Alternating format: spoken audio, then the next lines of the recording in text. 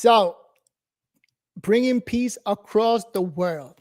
Now, Trump is set to meet with Putin this week, as soon as Friday, just to bring peace to that war between Ukraine and Russia. Insane. Let's take a look at Sunday Morning Future, where Maria Bartiromo is giving us more information about it.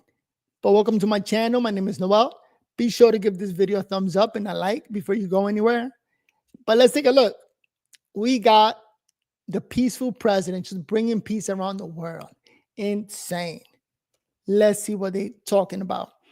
Because you're not going to see this on the fake news. Mainstream media doesn't talk about these good things that are happening. But Maria Bartiromo does. Let's take a look. And we begin this Sunday morning with President Trump at the doorstep of another deal, this time between Russia and Ukraine. The president locking up a face-to-face meeting with Vladimir Putin this upcoming week. He posted on Truth Social, the highly anticipated meeting will take place in Alaska this Friday. That's August 15th. Well, so far, the president is allowing his threat of severe sanctions on Russia by last Friday's self-imposed deadline to wait. Vice President J.D. Vance, now in the UK, as European leaders and Ukraine's President Zelensky try to counter a plan from Putin that involves Ukraine giving up more territory. I spoke to the vice president about it before he left Washington, as we met in the Eisenhower Executive Office building and the vice president's ceremonial office. And by the way, that's going to be our next president, 2028. Watch. Let's make prediction. And my prediction is this is going to be our next president, J.D. Vance. But I began first with the fight here at home, as he just returned from Indiana to discuss plans for redistricting ahead of next year's midterm elections. We spoke with the governor, with the Speaker of the House there in Indiana, and the Senate President, and the message I delivered is pretty straightforward. We want a unified Republican team. We want to fight together, win together, make big things happen for the American people, and obviously the people of the state of Indiana together.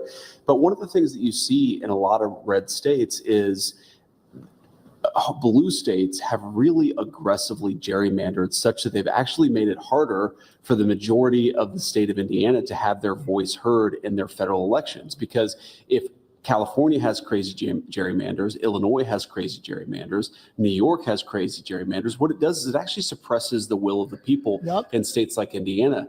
And the other thing that we talked about, and I didn't realize this, Maria, until a couple of years ago, that, for apportioning representatives, you actually count illegal aliens. So even though illegal aliens theoretically are not supposed to vote, we know sometimes they do, you still count illegal aliens for congressional apportionment. So California has way more House seats than it should because they have such a high population of illegal aliens. So they get rewarded for welcoming illegal aliens into their state, giving them federal benefits, actually asking the taxpayers of states like Ohio to subsidize them.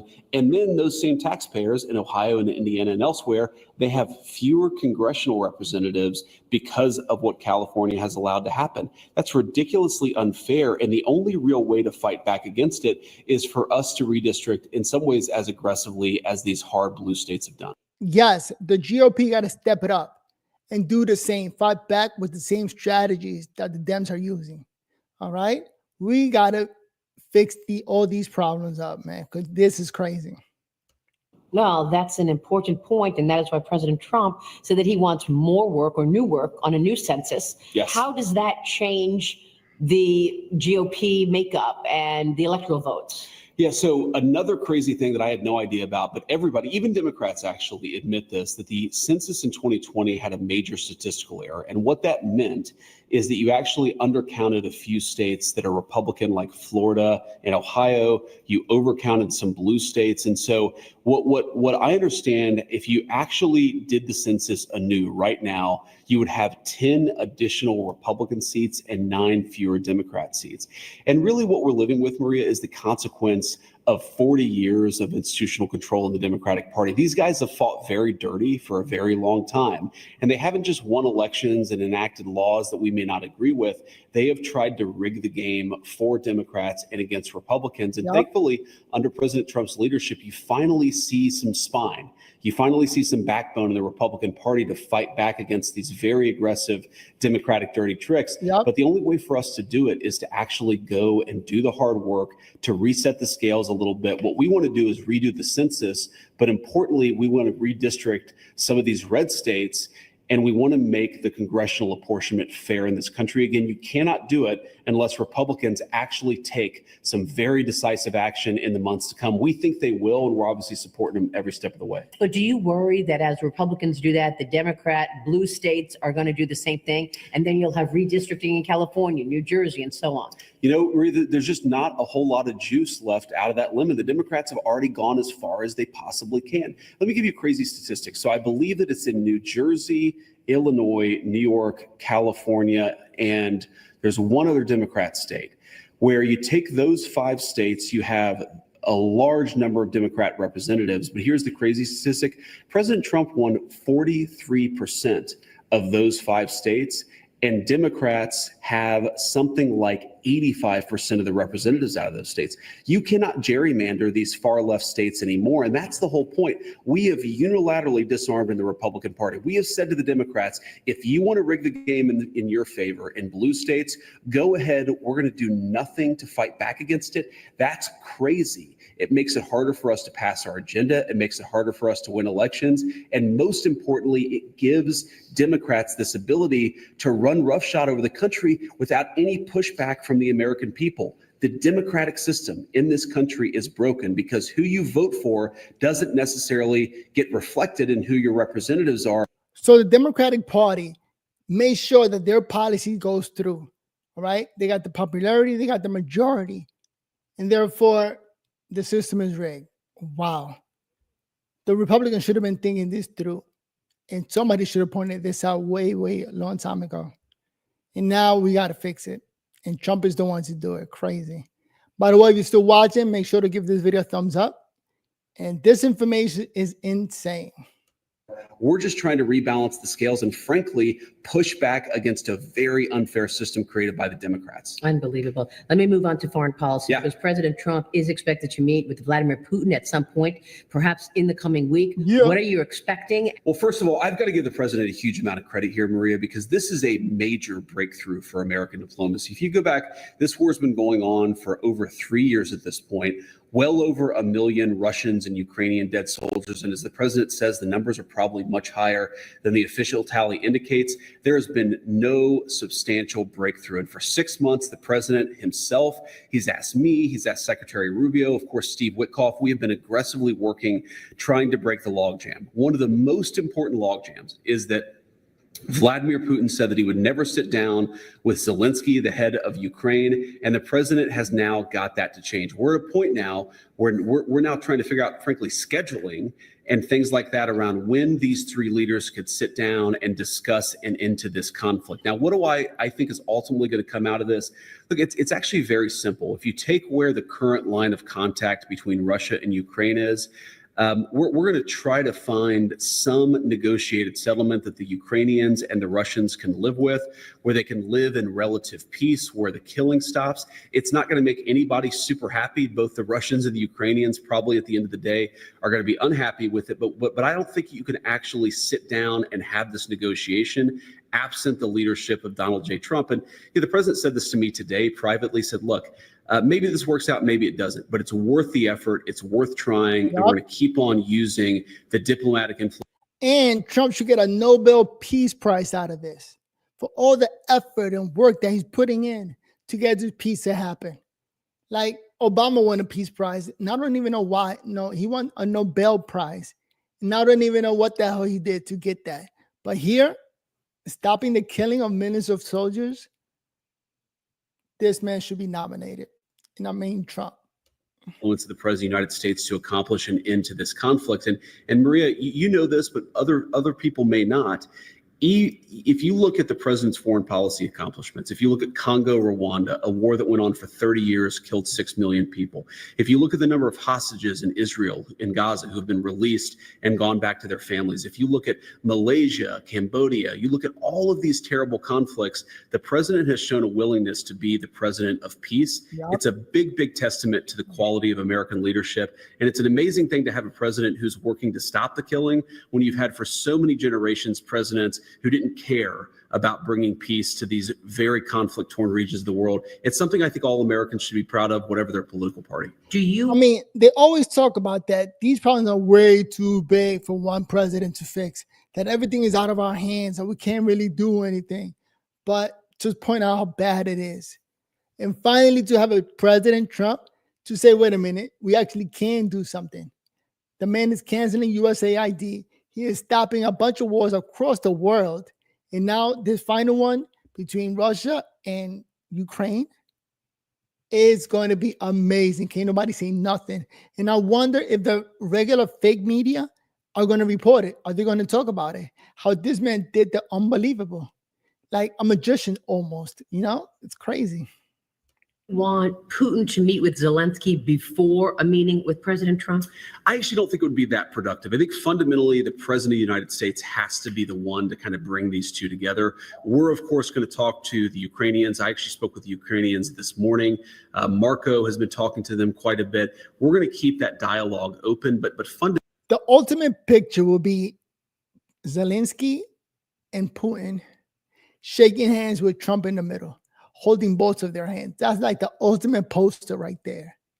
If you can make that happen, oh God, that picture gonna live forever. Live. Mentally, this is something where the president needs to force President Putin and President Zelensky really to sit down to figure out their differences.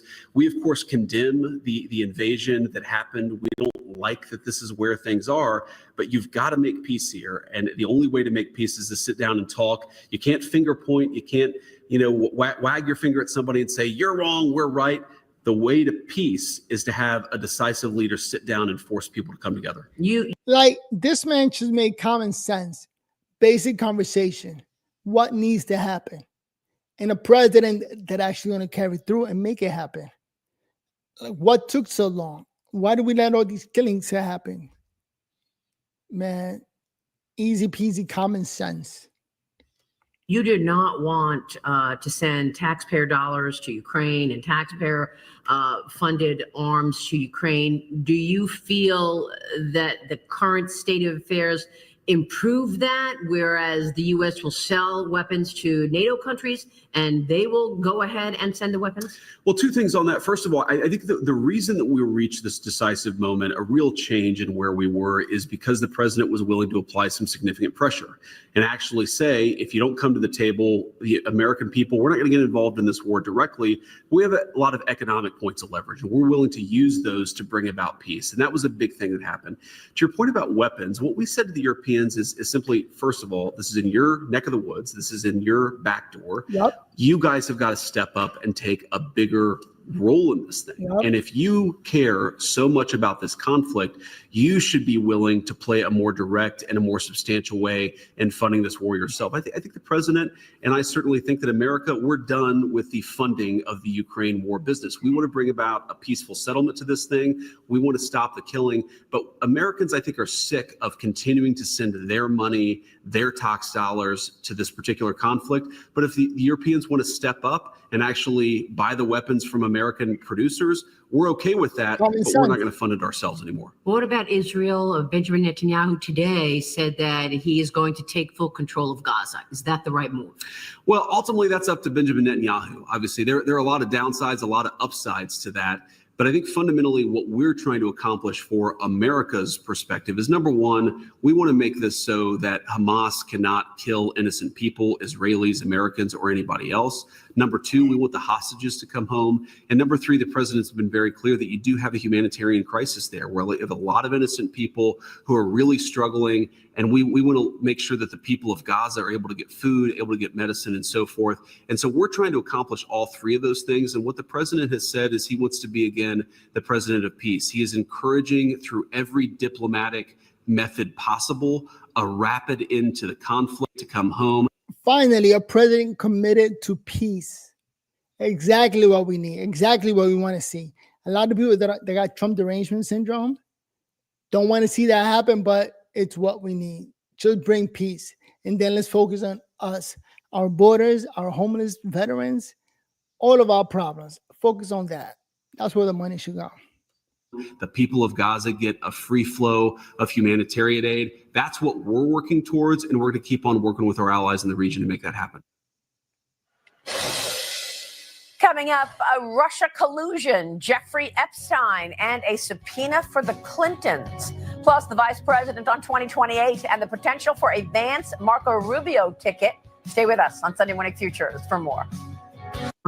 It should be Trump 2028, but that's a joke that he keeps running and just laughing about it because everybody goes crazy when he says that. Even though we know he cannot run, but you know what? If it drives him crazy, he'll keep saying it. Trump 2028. Accountability on the whole Russia collusion made-up story. Yes. Now that DNI, Tulsi Gabbard, has released all of those classified documents, we're actually seeing who was behind all of this. Do you want to see indictments? I absolutely want to see indictments, Maria. Look, of course, you got to have the law follow the facts here. You don't just indict people to indict people. You indict people because they broke the law. But if you look at what Tulsi and Kash Patel, even if nothing happens, there should be an indictment. Have people come in, answer questions, and just get crushed with a bunch of investigations. You know, what everybody fears, that the government is going to look into whatever the hell they're doing and investigate. Even if at the end, they end up not going to jail for whatever reason, but at least everything they're doing gets exposed. We should see that. Have revealed in the last couple of weeks. I don't know how anybody can look at that and say that there wasn't aggressive violations of the law. What they basically did is they defrauded the American people in order to take Hillary Clinton's presidential campaign talking points and turn them into intelligence by defrauding the American people, defrauding the intelligence agencies, lying about what the intel said. Crazy. They would take something that supported a Hillary Clinton campaign talking point, and they would overemphasize it and exaggerate it. They took anything that actually contradicted that narrative and they buried it deep. And through that, they actually laundered Hillary Clinton's presidential campaign talking points through the American intelligence services. That's a violation of the people's trust. That's a violation of what our intelligence services should be doing. And I absolutely think they broke the law. And you're going to see a lot of people get indicted for that. Here's the thing that should really bother the American people. What do you want our intelligence community to be doing? I want them to be catching bad guys. I want them to be making sure that terrorists aren't going to kill innocent American civilians. I don't want them laundering Hillary Clinton's campaign talking points into the American media and giving them this air of legitimacy. It is sick and it's disgusting. It hurt the intelligence community. It hurt the American people, and it hurt the first Trump administration. Like common sense. That's all you want to see. And I think what the majority of people want, common sense. Do your job. We've got to have consequences for it, or we're just going to see the same play repeated again and after again. How significant did it impact the president's first term? Because remember, a lot of people didn't want to work in the administration. He was always on defense, saying, I didn't collude. Sure. What kind of an impact was there to actual policy and the impact on the American people? Look, it certainly had an impact, Maria. The president likes to say this, and I really think it hits the nail on the head, that as much as he got accomplished, and I think the first Trump administration was a major, major success for the American people, he was both governing but also fighting to survive. It's funny that even J.D. Vance, this man himself, went up against Trump. And Trump was able to just put up against all of that and win that fight so much that now all these people respect him. Like, he was right. We got to fix our government, right? This government right now is not for the people. So let's get it fixed and make it for the people and lower their strength, lower their power, because they have too much power and just got everybody in fear, in my opinion. Anyway, if you're still watching, remember to give this video a thumbs up. Let's keep watching. Imagine if he was able to put 100% of his efforts and his attention on just doing the job of president of the United States. He had to fight back against the fake Russia collusion hoax pretty much his entire administration. That distracts resources, that distracts from the Department of Justice. That means the intelligence community is focused on that instead of on catching bad guys. It definitely had an impact. Thank God we have a president who was able to do good things for the American people despite it. But one of the reasons why I think the second Trump administration is going so well is because the administration, the people underneath them, the people behind them, the people working for them, they're not engaged in this fake garbage. We're just trying to carry out the mandate of the president of the United States. And I think we've done a very good job. We're very proud of the work that we're doing, but we're also loyal to the man who was elected by the American people. And they're doing their job so they can get elected. These are politicians who are still into politics. It's their main job, right? These are not businessmen and women that are going to be leaving office. So like Trump is going to be leaving for good, and his kids don't have to get into politics. They have an option of going into politics, but they don't have to, right? While everybody else, all these politicians, they want to be there forever.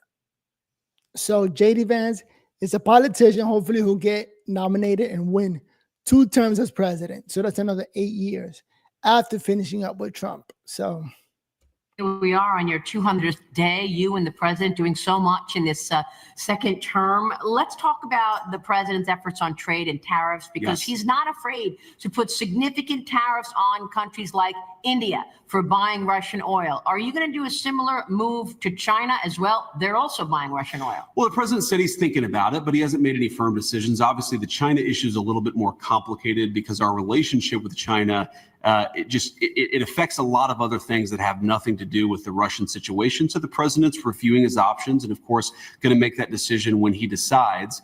But look, what the president has used tariffs to do is 2 things. Number one, you saw Tim Cook just this week come in and promise $600 billion of investment to build the iPhone, to build components, to build artificial intelligence data centers right here in the United States of America. We're seeing a manufacturing boom in this country because you have a president who's telling people that if you want to sell to great American consumers, you've got to make it in America and use great American workers to do it. The second thing the tariffs are doing is it's bringing in a lot of additional revenue, which of course we're using to give tax relief to the American. I can't believe we got a president literally for the people, right? Bring those jobs for the people.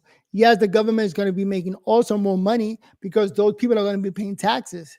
So they get money, the people get money, and the government makes more and more money out of the taxes and out of the tariffs. It just makes too much sense. Why haven't we been doing this in the beginning? American people and make it easier for average Americans to get by. So I think we're doing a lot on the tariff side. And it's also, the final point I'll make on this is it's an incredible negotiating tool, because when you tell countries that have accessed American markets and cheated for a generation, you can't get into America's market unless you pay a big fat tariff or open up your own market with the European Union. You've seen this happen with countries in Asia, all over the world. They're opening up their markets to American goods because they don't want to pay the tariffs. So it's a great negotiating tactic. It's been great for the American people. And I think it's the most important thing. Maybe aside from the border, the most important thing the president is doing is bringing back American prosperity. And a lot of people say that raising tariffs are going to raise the prices of these items. But these companies in these countries are making so much money that raising the tariffs just means that they're going to be losing a little bit of profit. Like if they're making $100 every time they sell, now because of tariffs, they're only going to be making $50. So they're able to keep the prices the same. So the company will take a hit, not raise the product price to the consumer so they could keep making their $100. You get what I'm trying to say? So it only makes sense, and it shows that they were ripping us off, making so much money. And at the end of the day, they could take a tariff hit and keep the prices the same. And nobody has to worry. And I think that's what's happening right now. The prices are the same because they were making so much money, or they are making so much money that it doesn't mess with their profit as much. The company's got to take the hit, not the consumer. make more stuff in America because of the president's leadership. How long do you expect it'll take to get a real manufacturing infrastructure fired up in America? Because he's threatening 250% tariffs on pharmaceuticals, more tariffs on semiconductor chips, unless these companies commit to building it here. So how long before that can actually happen? Well, the president you saw yesterday said so long as you're committing on semiconductors and chips to build this stuff in America, he might be willing to actually delay those tariffs a little bit. So I think in some cases it's going to take a few weeks. Some cases it's going to take a few months. Some cases it will take longer. But the basic idea is very simple. If you are investing in America, if you're building a new facility, building a new factory, we're going to reward you for it. If you're investing outside of this country, if you're trying to cheat and bring foreign product to undercut the wages of American workers and American businesses, then you're going to pay a very stiff penalty. That principle is what now drives the American economy, and people can make their own decisions. Yeah, you can make it overseas if you want, as the president said, but you're going to pay a big fat tariff before you access America's market, so you might as well build it right here at home. Yeah. Is Europe as aligned with the United States as it should be? What did you make of the backlash over this Switzerland 39% tariff? I'm wondering your assessment of Europe today. Look, we love Europe and obviously have a great relationships. We sometimes have some disagreements. I think the president was particularly gratified that the Europeans really have agreed and committed to open up their markets to American car manufacturers, to American farmers. Those are big wins. If you work in farming, if you work in agriculture, if you work in auto manufacturing, the Europeans really are tearing down some barriers. So we're very grateful to that, and we hope to build on that relationship economically in the coming years. Well, look, the president has been floating you along with Marco Rubio as your partner for the next election. Have you spoken to Secretary Rubio about this? I saw Marco about a month ago. We just laughed at the whole thing because neither one of us are focused on politics. We're focused on actually doing a good job for the American people. And the way that I think about it, Maria, is if we do a good job, number one, that's the reward in and of itself, that all have made a big difference in the lives of our country for the last 6 months, the next 3.5 years.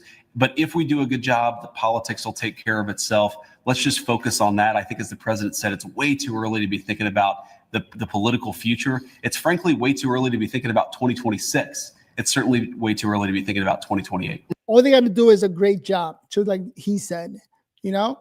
And then when they run for politics, just show their stats, show how great they've been doing and how great they're going to continue to do if they get elected. So it only makes common sense.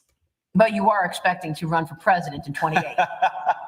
I'm not going to break that news today, Maria. What I'm going to do is focus for the next 1.5 years on doing a really good job for the American people, winning the midterm elections in 2026, and then we can talk about politics after that. Can you give us some clarity on this meeting that is reportedly happening or happened last night at the White House about the Epstein files and how you're communicating the Epstein story? So I've seen so many different fake reports about this. So let me set the record straight. There was no meeting at my house last night. There just wasn't. Was there a meeting at the White House? We did meet at the White House yesterday, but not at the time that they said that we were going to meet, and not about the subject that they said that we were going to meet about.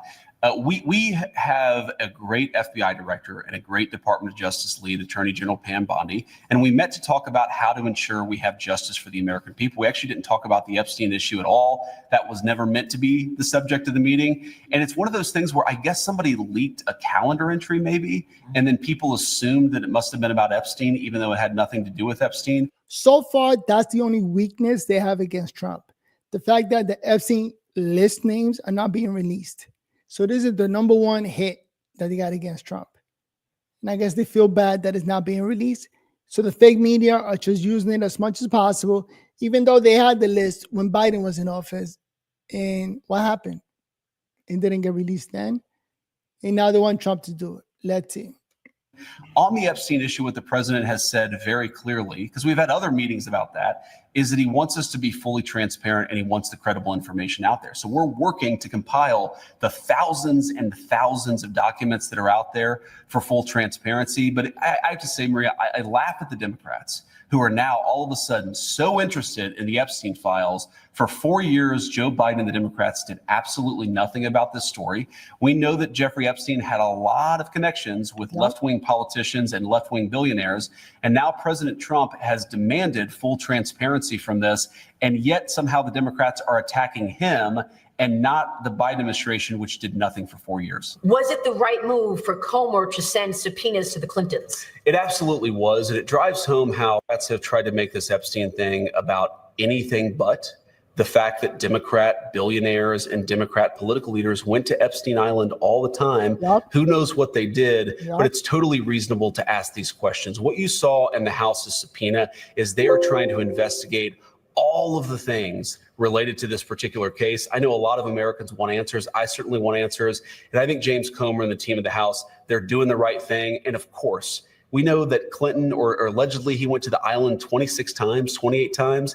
Totally appropriate for Comer to be asking what was going on at that island. Let me get your quick take on growth and this moment in time that we're at, AI, crypto, et cetera, et cetera. The Sure. Securities and Exchange Commission launching Project Crypto.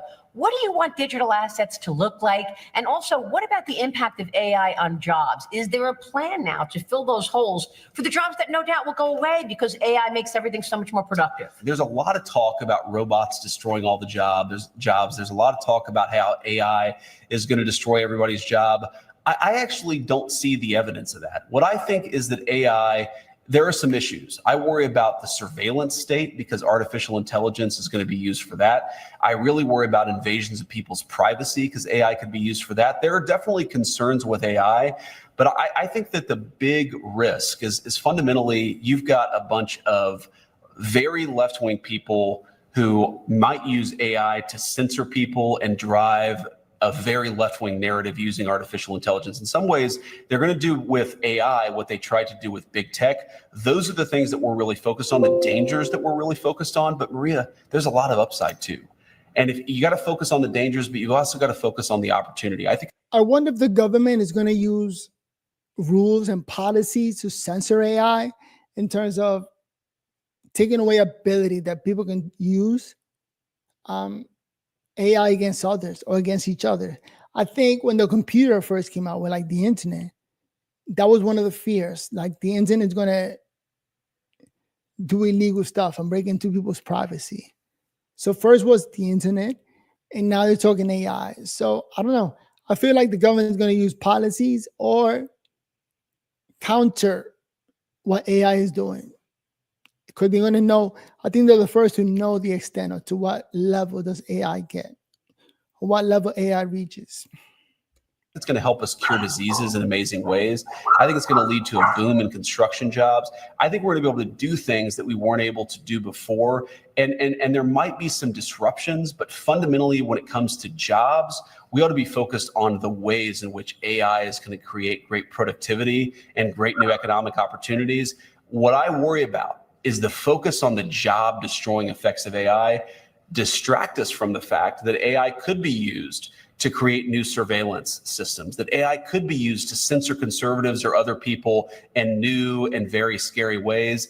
That's what we're focused on. I think it's the right danger, but also the right opportunity for us to focus on. And just the final question on Please. China, because nobody does surveillance better than China. What else can the U.S. do to keep China in a box? Because they're undermining us at every turn. Yep. Just this week, Senator Tom Cotton sent a letter to Intel about its CEO because it was selling secrets to companies tied to the Chinese military. Yep. Is there anything else to be done there that you'd like to discuss?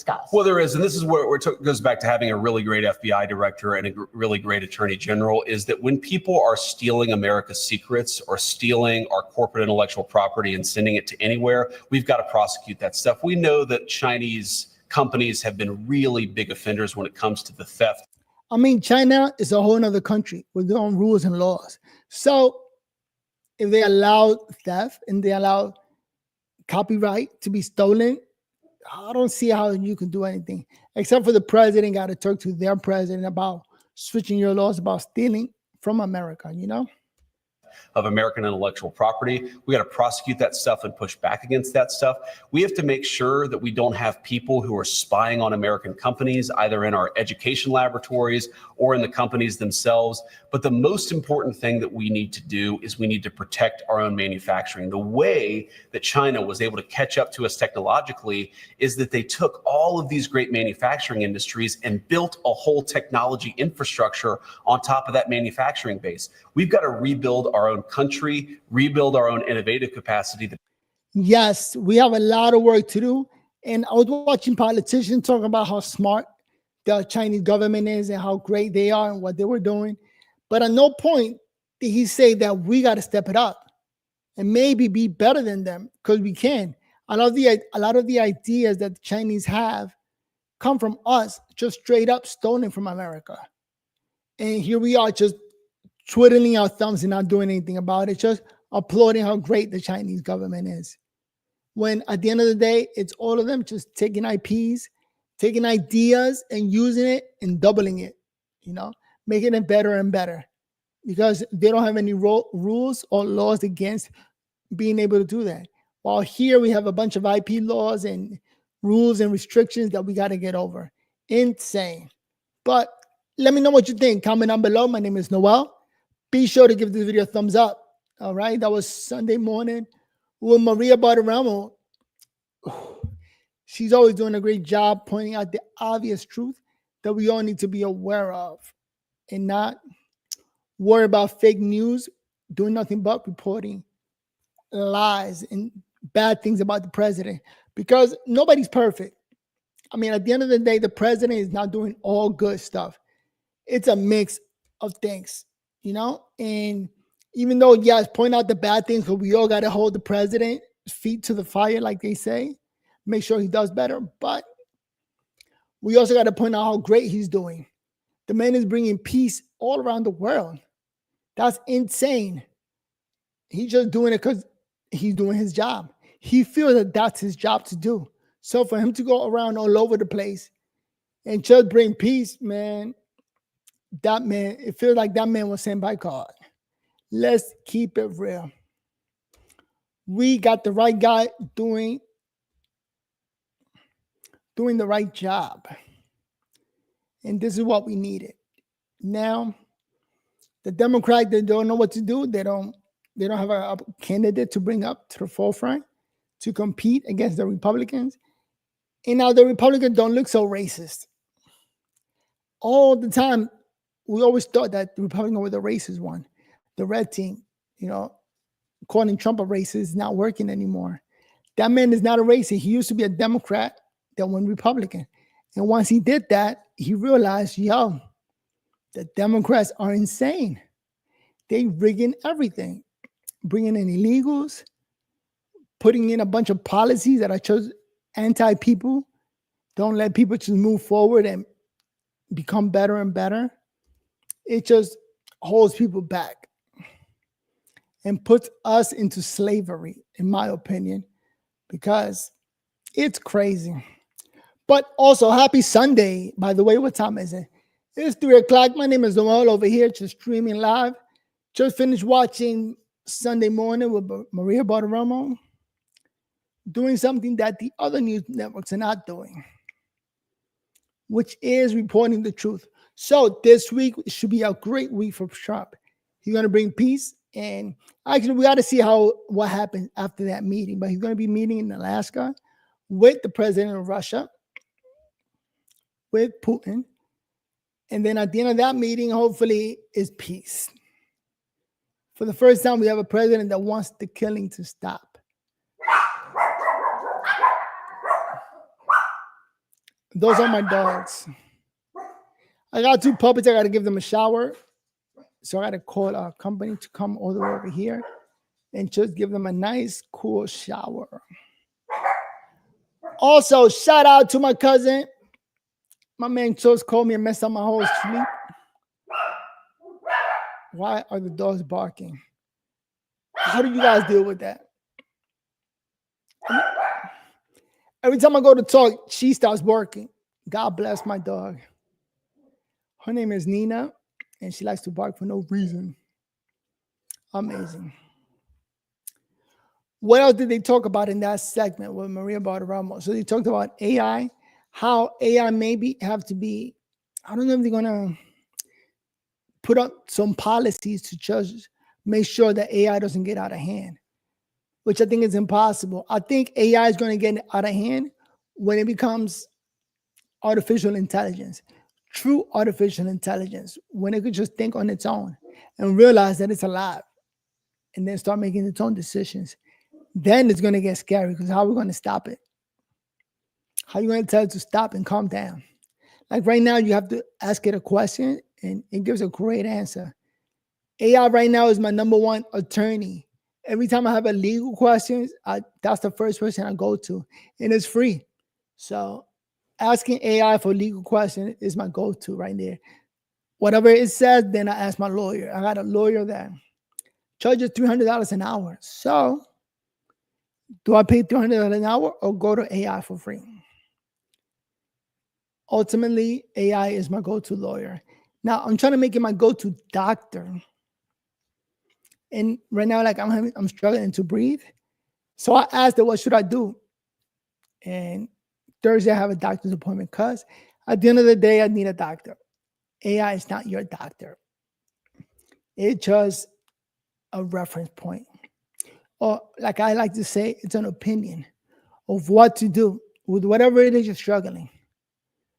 Unfortunately, AI doesn't have the, what's it called, the cure to any problems. I only wish it did. I asked it, how do you cure MS? And they said, oh, sorry, we're not there yet. So when AI gets to that point that it starts finding cures for medical conditions, then I know it's on another level. We're living in some great times. But right now, oh, there goes my dog. One of them. What's it called? So difficulty breathing is my number one issue. I can still breathe. I'm talking. So I just got to do more talking and see if I lose my breath. Make note of it. Thursday, I have an appointment with my primary care provider. I got to go talk to her, let her know that I'm struggling breathing, but still alive. Secondly, my sink is clogged. I got to go wake my son up and let him know that we have to work on our sink.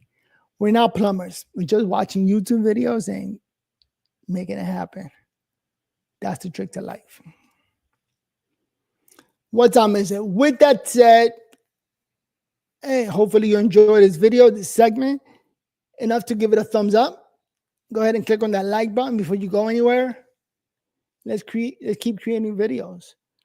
Like I always said, the best way to mess with your haters is to continue to succeed and to do great. So never going to stop making videos, all right? So be sure to come here every day when I try to post something.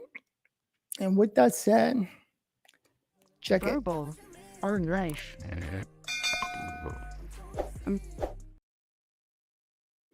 Still here. That's crazy. All right. Shout out to my cousin who gave me that audio. He was able to get a couple of friends to record that verbal on life. They did a good job. All right, I'm going to go work on my sink. Let's see if I can get it unplugged. So much work. Jesus Christ. Let's make it happen. With that said, peace.